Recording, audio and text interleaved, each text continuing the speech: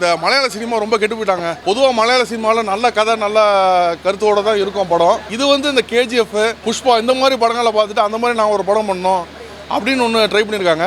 Cinema இந்த build up மாதிரி எல்லாம் எடுக்க அவங்களுக்கு சுத்தமாக தெரியல. எதுக்கு பில்டப் கொடுக்கணும், எதுக்கு அடைக்க வாசிக்கணும் எதுவுமே தெரியாமல் ஓவர் பில்டப். அதே மாதிரி படம் பார்த்தீங்கன்னா ஒரு கதையே இல்லைங்க. ஒரு ட்ரெய்லருக்கு நீங்கள் பயங்கரமாக ஒரு மியூசிக் கொடுப்பீங்கள்ல, அது படம் ஃபுல்லாக கொடுத்துட்டு வச்சுருக்காங்க. இன்னொன்று செகண்ட் பார்ட்டே சுத்தமாக நம்மளுக்கு வேலைக்கால. தேர்ட் பார்ட் கண்டிப்பாக எடுக்காமல் இருந்தால் பெட்டராக இருக்கும். 20 மினிட்ஸ் கட் பண்ணியிருந்தாங்கன்னா ரொம்ப நல்லா இருக்கும். ட்ரிம் பண்ணாமல் விட்டாங்க. பயங்கர லேக். என்ன ரீசன் கேட்டாங்கன்னா, எங்கள் சினிமா ஸ்டைலில் சொன்னோம்னா படம் ஃபுல்லாக ஹை ஸ்பீட் ஷாட். ஒரு வில்லன்லேருந்து ஒரு காமெடியிலேருந்து எல்லாருக்குமே பார்த்தீங்கன்னா பில்டப் ஷாட்ஸ் கொடுத்து கலக்கிருக்காப்புல. இதுவரை மலையாள சினிமா இந்த மாதிரி படமே வந்ததில்லை. இந்த பாட்டு அவன் கம்பேர் பண்ணும்போது இது கொஞ்சம் லோவாக இருக்குது. அரசியல் படமாக பார்க்கும்போது அந்தளவுக்கு இல்லை. நல்லா இருக்குது, படம் சூப்பராக இருக்குது, தாராளமாக பார்க்கலாம். அது அரசியலெல்லாம் ரொம்ப இருக்காங்க, ரொம்ப டெப்தான அரசியல் எல்லாம் செம்ம நீட்டாக சொல்லியிருக்காங்க.